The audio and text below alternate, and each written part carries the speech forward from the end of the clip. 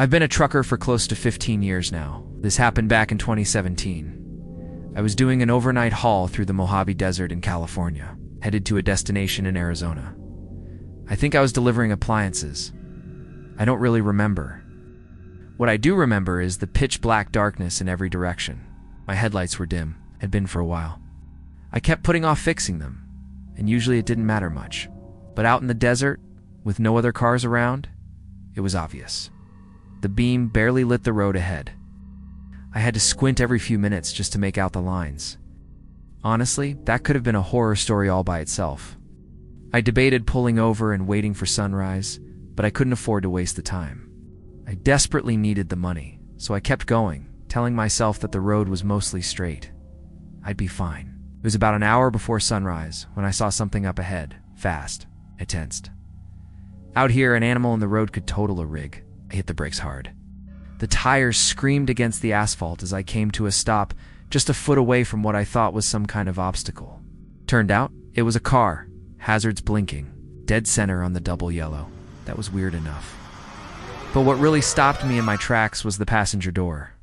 Wide open. I'm not the kind of guy who scares easy. I've been around. I've seen things on the road, and I've handled my share of bar fights. So no, I wasn't scared yet. Just ... curious. I figured someone must have broken down, maybe needed a jump or a phone call. I reversed the semi and pulled over to the side. Thought about tossing down some flares, but I hadn't seen another vehicle for hours. Didn't seem worth it. I got out and approached the car. It was a warm night. Still silent. No wind. Like the kind of quiet that makes your ears ring. Only sound was the slow, steady click of the car's hazard lights. I'll never forget that. The car was a red Ford Fusion, newer model. Clean. I walked around cautiously, mainly because the door being open just didn't sit right with me. I leaned in to look. Empty. Front seats, back seats, nothing. I checked the whole thing thinking maybe someone had passed out in the back. Nope, no one inside. No blood, no mess, no note, just ... empty. That's when the unease started to creep in. This wasn't what I expected. No driver, no sign of anyone nearby. It's just an abandoned car, dead in the middle of the road, with the hazards on and the door hanging open. I started glancing over my shoulder. Couldn't help it. The feeling was primal, like I was being watched. One kept turning, scanning the desert, but the dark swallowed everything outside the glow of my headlights.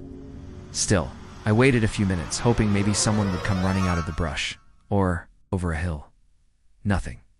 Just the damn blinking lights. I should have gotten back in the truck, but I didn't.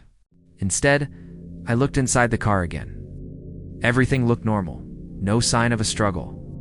The key was in the ignition, engine off. I stepped back out and circled around to the trunk. Might as well check it, I figured. I tried to lift it locked. I grabbed the key from the ignition and tried again. Still stuck, jammed from the inside somehow. So I opened the back seat door and pushed forward into the trunk from there. This time, it gave just a crack, enough for the dome light to catch something inside. 3 black garbage bags, squished tight, and a length of rope holding the whole trunk shut from the inside.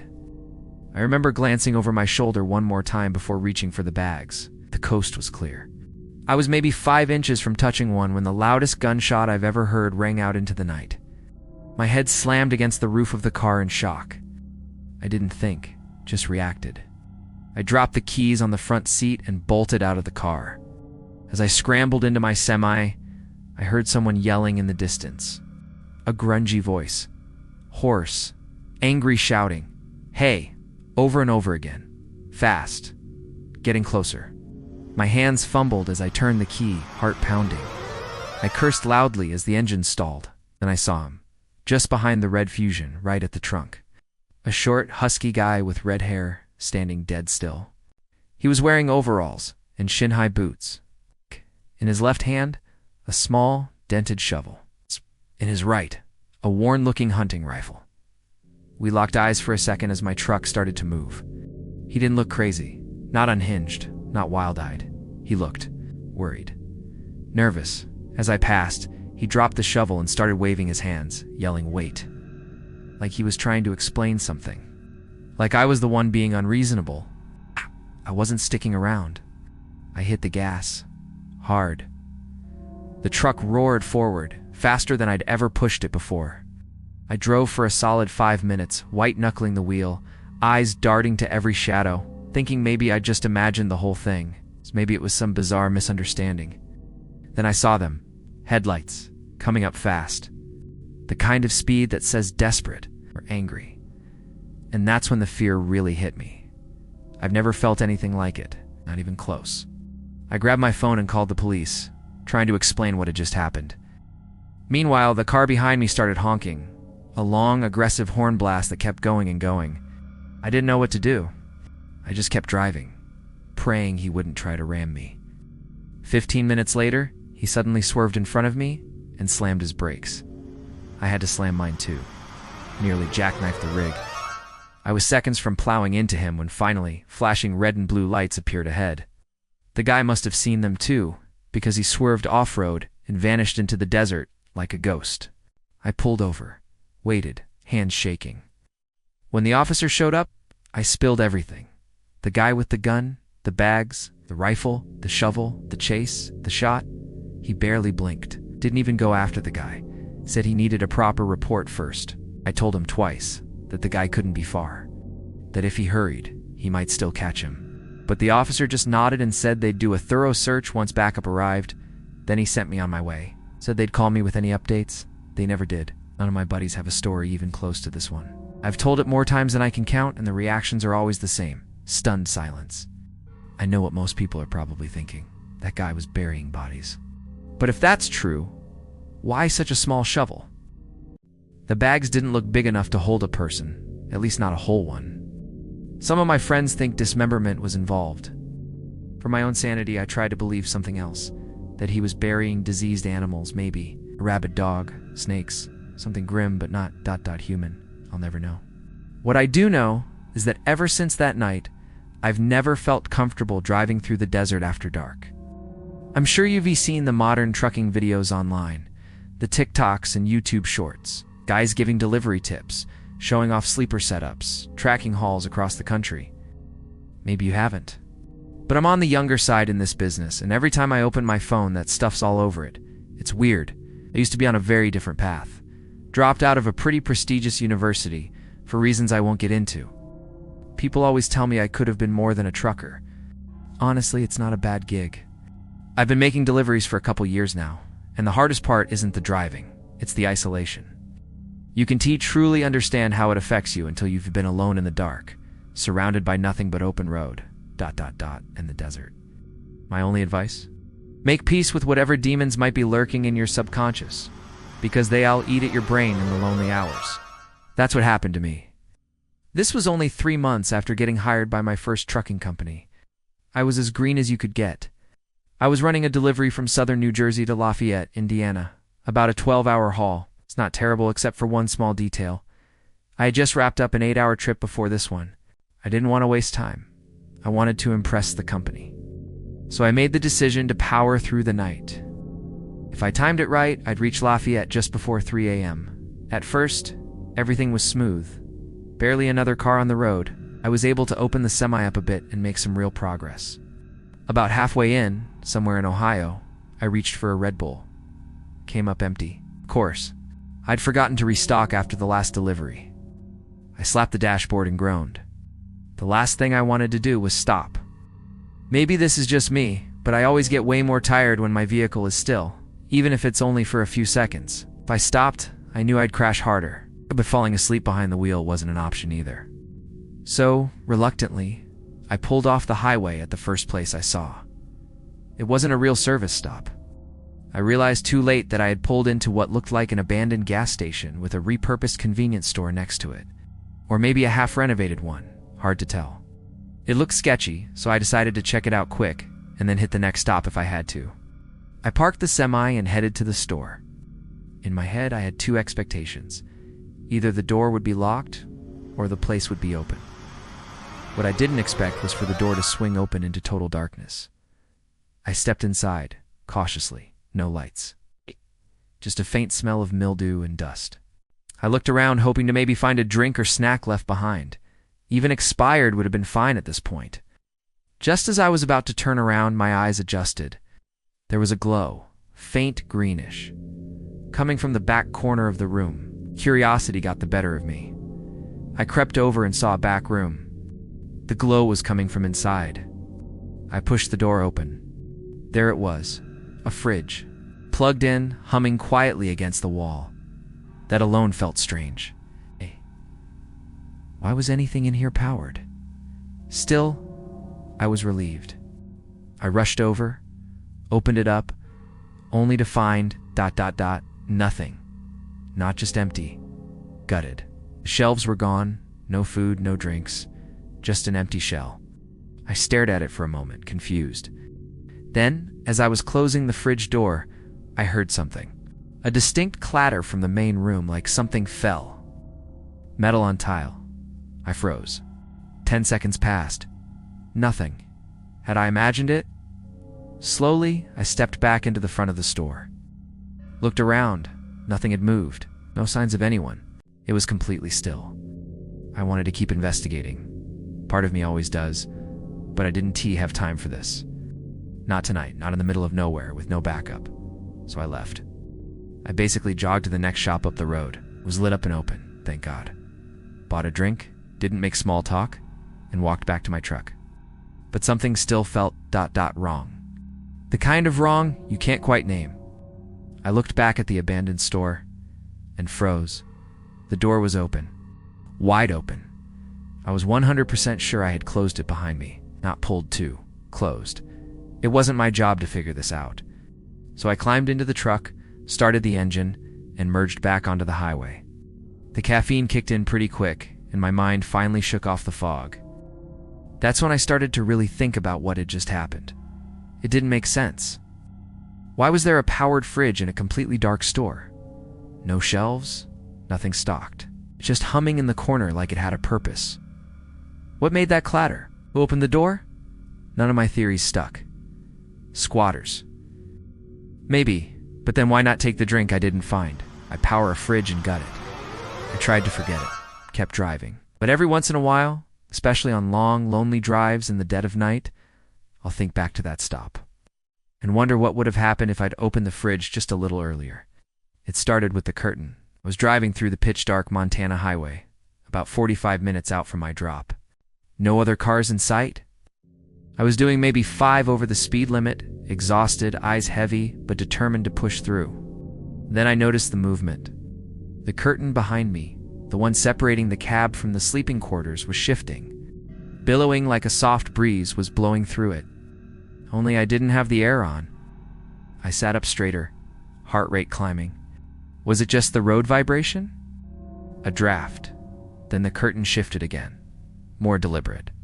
Like something or someone was back there. Sweat trickled down my temple.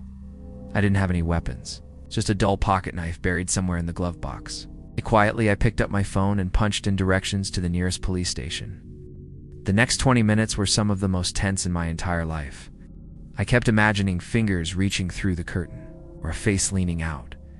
I half expected a hand to suddenly grab the wheel and send us both crashing into the trees. But nothing happened. Eventually, I reached the police station, parked the semi as close as I could, and ran inside like a madman. Within seconds, officers surrounded my truck. They opened the back. What they found will stay with me forever. 3 people. 2 men, 1 woman. All of them filthy, wrapped in ragged blankets. Homeless from the look of them. Though one of the men had 2 switchblades tucked into his belt. They said nothing, just stared at me as they were cuffed. Eyes like dead glass. No explanations, no apologies. Never found out what they wanted. Stowing away for shelter? Maybe. But why stay silent for hours? Why the knives? That was 4 years ago. My name's Kevin.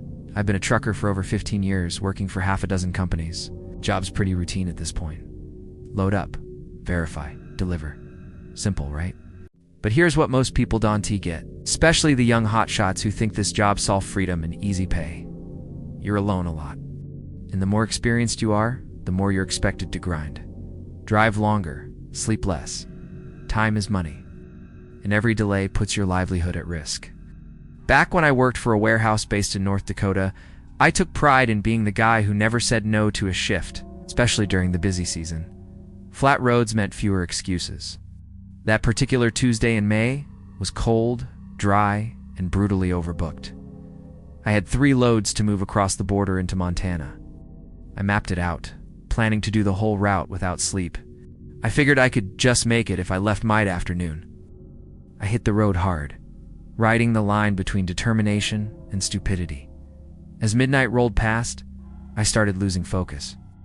My eyelids burned. I was fading. Then I remembered the smelling salts. My buddy Tristan introduced me to them early on. Little bottle of ammonium crystals. Take a sniff and you're wide awake. Dangerous if you overuse them, or so he claimed.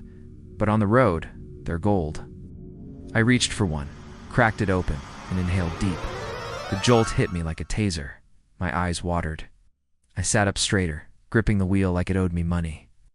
For a little while it worked, but by 1 a.m. the adrenaline was gone. I was slipping again. I veered onto the shoulder once and barely caught myself. I knew I had to stop. Find anywhere to pull over. Just flat highway and thick woods stretching out on either side. I slowed down, squinting ahead. My headlights cut through the darkness like blades, revealing every bump and branch in painful clarity, and that's when I saw it. A purple dress. Lying right there, in the middle of the road. I blinked. What the hell? I rubbed my eyes, leaned forward. Still there. Just a purple dress, spread out like someone had laid it down carefully. No body, no suitcase, no sign of movement, just ... the dress. Was I hallucinating? I blinked again, then again. 6 times, maybe more. Still there. I approached the dress with my truck and stared at it as I rolled by. In hindsight, that should have been a huge red flag. But at the time, I was just too exhausted to think straight. I had tunnel vision, just trying to get to the end of the route. Maybe 200 yards further, I passed a pair of shoes. Now I was starting to freak out. What the hell is going on? I clutched my dad's old cross. His name was David. He was a religious man, the kind who would tell me to pray even when I needed gas. Right then, I was hoping he'd come through for me. More clothes appeared along the roadside. A child's hoodie, a pink sock, tiny jeans. This time, I stopped the truck. Panic set in. Something was very, very wrong. I sat frozen in the driver's seat, engine humming, waiting for ... something, but nothing came. After a moment, instinct took over. Got out. The cold morning air hit me like a slap to the face. It helped a little. I walked toward the pile, scanning the tree line, heart thudding. Definitely kids' clothes. Both boys and girls. The way they were scattered, it didn't look like an accident. It looked placed. I glanced toward the woods, pitch black, silent. I felt like I was being watched. Like a trap was just waiting to spring. Nope. Not my business. Not tonight. I turned to head back to the truck. Crunch. To the left. I froze. Waited. Crunch. Again, this time from the right side of the road. Every survival instinct in me screamed at once. I bolted back to the truck, climbed in fast, and was just about to slam the door when a child screamed. I pitched. Panicked, I froze. My heart pounded against my ribs like it wanted out. Another scream, nearly identical to the first. My hands shook on the wheel. I was trapped in a crossroads. No way I could ignore a kid in trouble. But I was in T about to go charging into the woods with nothing but a flashlight and wishful thinking. Without thinking, I started the truck and pointed the headlights toward the woods. That's when I saw them. 3, maybe 4 people, just beyond the brush. They ducked fast, but I saw enough. One of them was holding a massive speaker. They'd been playing recorded child screams, trying to lure me in. I sat there, stunned, mouth dry, brain frozen. What the hell had I almost walked into? I reached for my phone, hand shaking, and started dialing the cops. But before I could hit call, thud, something hit the side of the truck. Hard. In the other direction. That was it. I floored it. As I sped away, I spotted someone in the opposite tree line, a man. He shouted something I couldn't make out, then hurled a rock or something heavy. It cracked the glass on the passenger side window. I didn't stop. Not for anything. The final hour of that drive was completely silent. I was too terrified to think, too alert to fall asleep. By the time I made my delivery, I was dead on my feet. I passed out for 10 hours. When I woke up, the first thing I did was call the police. They said they'd check it out, that they'd keep me updated. They never called back. And honestly, part of me hopes they never do, because whatever was going on in those woods, whoever those people were, I dainty want to know what they were planning. Or what would have happened if I'd taken one more step off that road. All I know is, in 15 years on the road, I've never seen anything like that night. And I hope I never do again.